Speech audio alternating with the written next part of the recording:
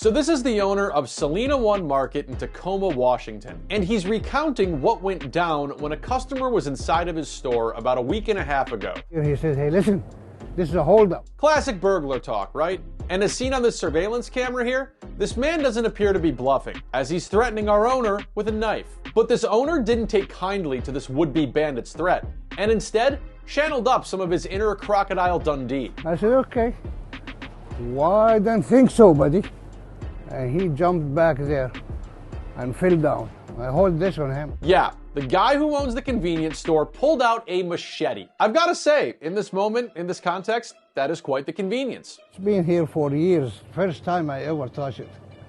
Our owner said that after he did this, the burglar was reduced to tears. I felt sorry for him. He was crying. He cried there. But he wasn't just going to let some baby turn his store full of beef sticks, nerds, and what appears to be a few pennies worth of Greenpeace donations into a Robert Rodriguez film. I just want to scare him. I don't want to hurt him. The burglar was locked up, and our owner says he didn't even skip a day of work.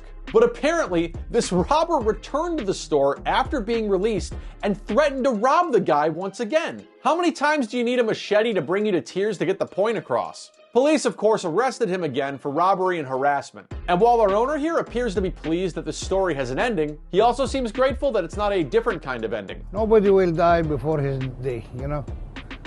Nobody will die before his day. If it's today, it will come, no matter what. But if it's not today, they will live.